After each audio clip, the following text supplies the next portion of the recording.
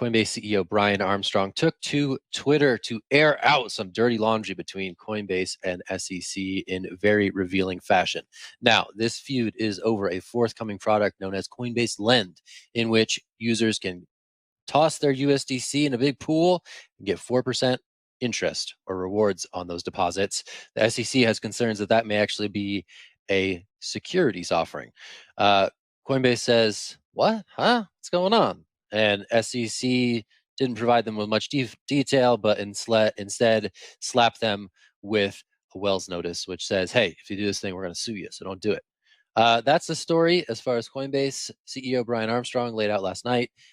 SEC has declined to comment to CoinDesk and other outlets. Definitely an interesting development in the Gary Gensler-led SEC here at this point in time, at which crypto seems to be increasingly under the microscope. So I'm going to toss this to Naomi. I thought this was interesting on a number of fronts, chief among them just being the fact that Brian Armstrong just aired it all out on Twitter for the world to see in a fashion that was actually quite divisive in the Twitter commentary. It was like, this is dumb. Oh, this is cool. We appreciate the transparency. This is probably going to bite you in the rear end a little bit down the road. So a ton of stuff here, a lot of interesting elements at play. I'm really curious for your thoughts on the matter. Yeah, I mean, there's a lot to unpack here. I think that what is most striking is how little clarity the SEC is providing. And Coinbase, they're a giant organization. They're not some puny little shop operating out of someone's basement. Like, this is a giant public company, and the SEC won't engage with them. They won't let them know what exactly about it is an SEC that Coinbase has repeatedly asked them.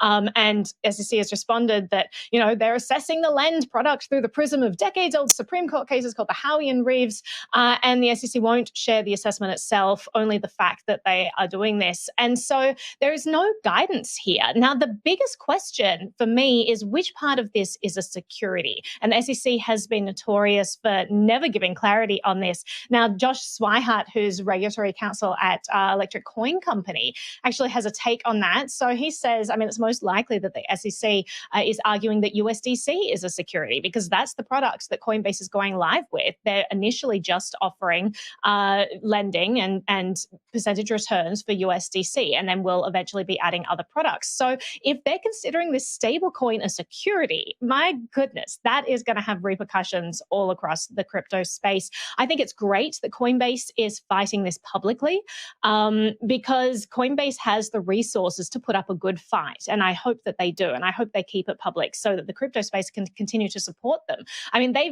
Hats off to Coinbase in this, because another area where I was really impressed when I read about this.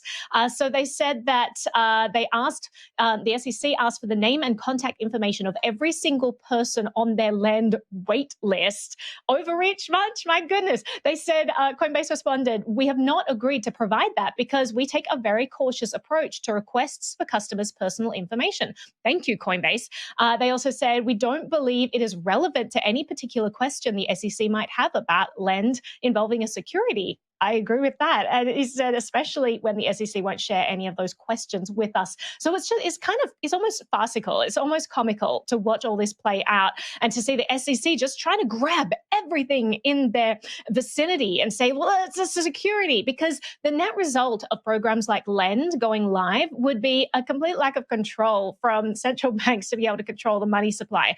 Central banks can set interest rates for short-term lending, and they can kind of control that because they have so much control over traditional finance. And suddenly you have all of these other lending options out there, and suddenly you have a different velocity of money according to whatever those products want to offer. It just kind of changes the game. So I think that the government is really realizing that they're kind of losing power at this stage, and SEC is right on the front lines fighting that battle for them. So it's interesting to see how this is going to play out. But Will, I will throw this to you for your thoughts.